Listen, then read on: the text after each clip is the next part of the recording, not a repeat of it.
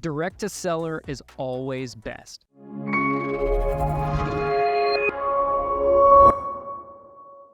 Hey guys, it's Brad from ProbateHouseGuy.com. I'm a real estate investor and I specialize specifically in the world of probate and inheritance properties, but I've been doing deals for a number of years. I want to talk about direct to seller is always best. I have been doing direct to seller marketing for many years, and I prefer direct to seller over working through an agent. I still get agent referrals all the time. I get agents that refer deals to me.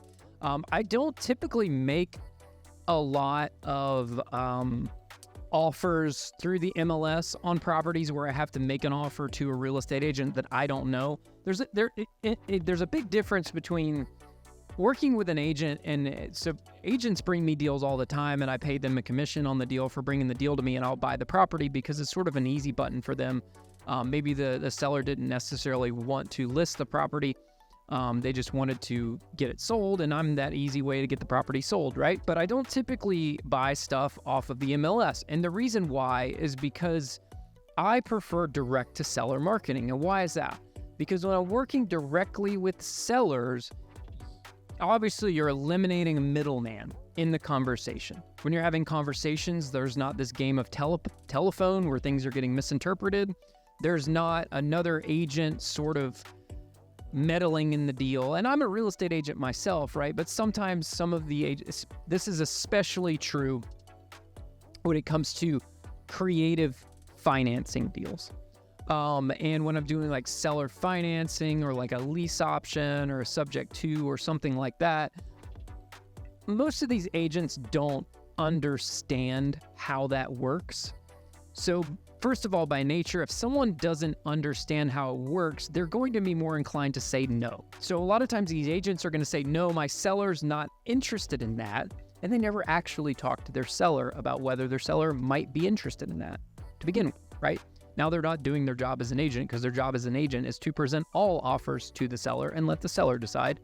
But if you are working through an agent, sometimes things get lost in translation, especially with creative finance deals, because sometimes also what happens is when I'm doing creative finance deals, I try to make things as easily and understandable as possible. I sort of like dumb things down and make them very elementary to sort of spoon feed that information to the seller so that it's like I throw some bait out, they take it, I throw them a little bit more, they take it a little bit more, I feed them some more, I keep sort of feeding them along.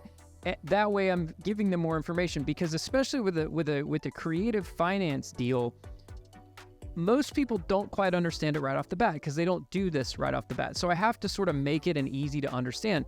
So I'll sort of throw out a piece. Hey, how's that sound? Well, that sounds good. Tell me more. I tell them a little bit more. Well, that sounds really good. Tell me a little bit more.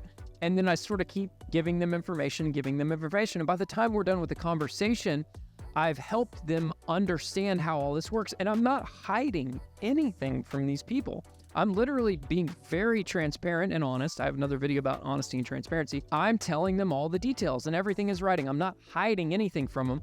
But in order to get people to sort of understand what I'm talking about, I have to sort of spoon feed them pieces. And as we build up, and then I sort of bring it all back together. And then they're like, well, wait a second, that actually sounds like that might work for my situation. And I also, some of these people that teach creative finance and creative deals try to shove every deal into creative finance. They try to shove a square peg through a round hole. And I'm here to tell you that not every deal is going to be a good creative finance deal. Sometimes it's just not the right fit, and that's okay. If you are doing creative deals, that works great, right? Also, if you are doing direct to seller marketing, obviously working directly with sellers is much easier. You can typically get better deals. Obviously, there's not an agent involved, you're not paying commission, but also typically you can negotiate a little bit better of a deal because you're also tapping into sort of a segment of the market where maybe they don't want to go the traditional route and list it with an agent or that sort of thing. So you can actually work a better deal. And I also find that in many cases, those transactions go a lot smoother And the sellers are more satisfied because we had that close relationship in the deal. We worked together. It was a win-win for both parties, and everybody was happy. Whereas when you're working with sort of a neutral agent in the middle, sometimes that relationship you don't build that relationship with that seller because you're not working directly with them. You're working through their agent. And I can't tell you how many times we've dealt with sellers at the end of a transaction and they were crying and they were so grateful as to how we solved their problem. And some of them we still stay in touch with to this day, surprisingly. There's some sellers that we still stay in touch with, check in with. I actually saw one seller who bought her house many years ago. I saw her at the Toyota dealership not too long ago. And that was good to see her. I hadn't seen her in a few years. It was nice to see her at the Toyota dealership. She was getting an oil change. I was there getting an oil change. It was kind of cool. So I like to work directly with sellers. So if you are thinking about getting into direct seller marketing, there are so many different ways you can do it. If you're thinking about getting into probate and inheritance deals, I have a unique way of getting direct to seller leads. And if you want to be a strategic partner with me in the probate and inheritance business, I am looking for strategic partners throughout the country to work with. So I get leads and deals all over the country, and I need boots on the ground in specific markets to work with. But I'm also very, very, very selective about who I work with. I don't work with just any random person, and typically I'm only picking 1 or 2 strategic partners per market. It just really depends on the size of that market, just geographically speaking. For instance, like if you're in like LA, that's a big area, right? So if I got somebody on this side of LA, they're probably not going to want to drive all the way to this side of LA to deal with a deal. It's just too much to deal with. So sometimes I'll work with multiple partners in those types of market. But if you want to be a strategic partner in this business with me, I'd be happy to have a conversation with you, see if we might be a good fit for one another. Go ahead and click on the link below in the description. It'll take you to our website. Take you to probatehouseguy.com. You can either fill out the contact form there, or you can just pick up the phone and call that number there on the website. And that message will ultimately get to me, and I will give you a call back and we'll have a conversation. So thanks again for checking out this video.